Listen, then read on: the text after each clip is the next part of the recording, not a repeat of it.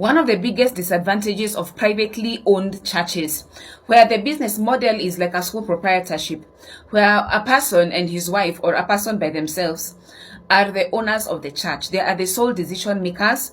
The buck stops with them, and they are like a god in that church, that whatever decision they make, the church must follow. They call themselves the spiritual father of this household. They call themselves people who have the blueprint that God gave for the kingdom, and they are the ones who call themselves the visionary. They're the ones who are given the master plan, the blueprint of that church. What happens is that in those churches, there lacks checks and balances. And more often than not, those pastors can end up making stupid decisions for which the entire church has to pay. A case in point would be what happened with the Rema Feast, where a contract was drawn worth 58 million, which was over budget by 33 million. And now there's a court case where they are being sued. They are being sued for 33 million of unpaid money. And now who's gonna pay the cost? Because the persons being sued include the church. But who made the decision? Is it not the pastor himself? So these things tend to happen where in private churches, in privately owned churches, there lacks checks and balances. There lacks people to counter. It's like a government without an opposition. You see what is happening with the government in the country right now, where it seems like the judiciary has been bought out, the entire parliament has been bought out. There's barely any opposition. Anybody who rises up is either abducted or killed, or you go missing. This guy has gone and bought out, even the former president has gone and bought out his political opposers. He's bought everybody. And so what happens is that there's a person who is acting like God. And so whatever stupid decision that person makes, everybody else has to bear the cross. And if they oppose, they either get killed or something like that. Similarly, in the churches, the same thing happens in private churches, where man of God, he goes to make financial decisions on behalf of the church without consulting or informing or involving the church. And then when things go south, the church is expected to bear the brunt of it. This thing also happened to a friend of mine, just as a case in point. A friend of mine went to a church which was a relatively new church.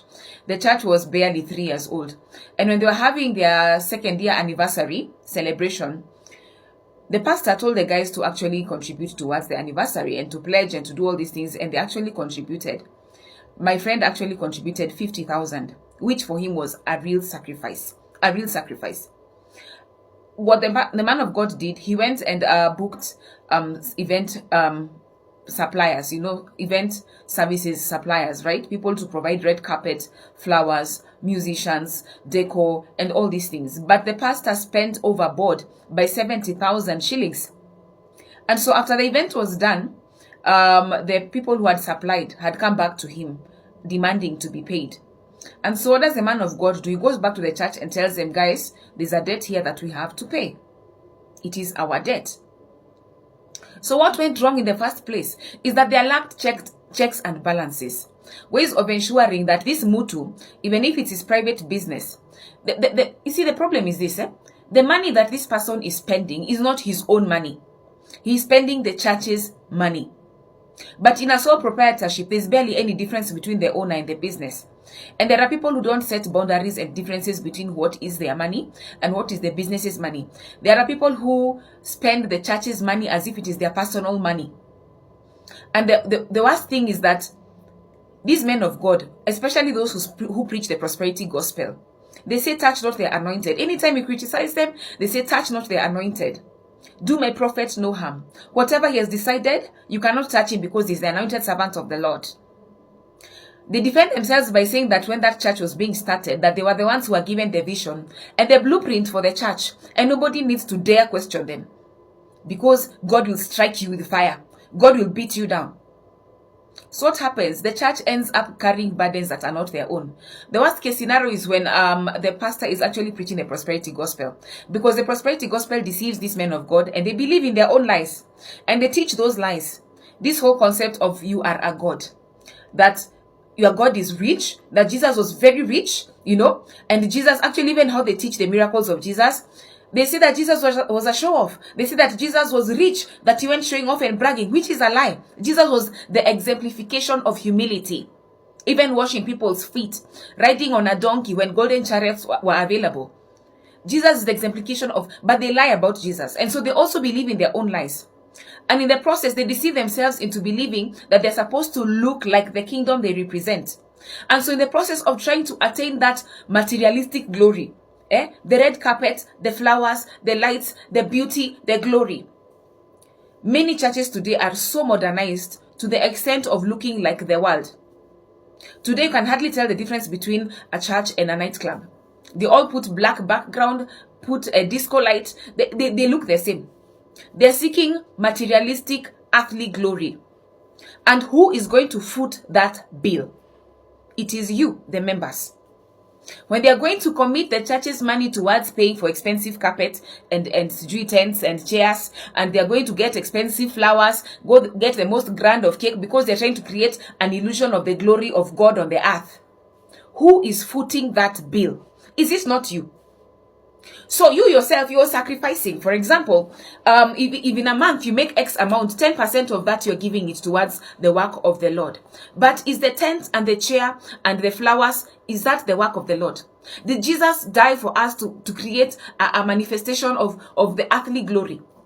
What was the work of the ministry? In the Great Commission, Jesus said, go into all the world.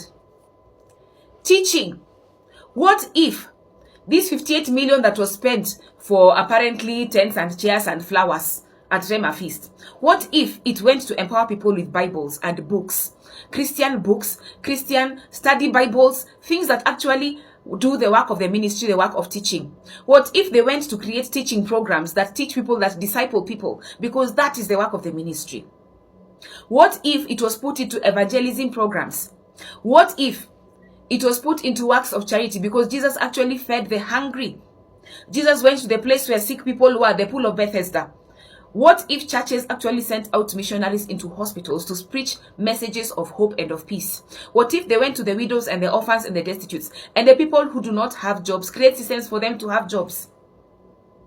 But no, this money is being spent for flowers, for cake, for screen, for lights, for glory, for big cars, for entourage, for VIP section. The Rema Feast had a very huge tent for VIP section. VIP section in the church, VIP section. But anyway, those are the things that happen. And who is supposed to carry that cross? It is you, the congregant. And so the words of Jesus in Matthew 23 come alive.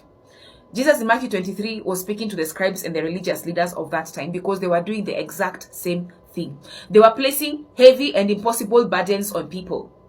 We do understand the political and economic climate in this country, about how we've been brought to our knees financially, even through COVID.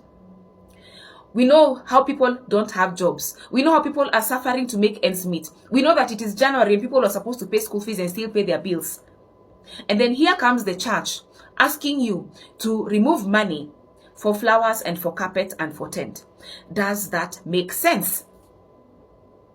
And it goes back to you, the congregant.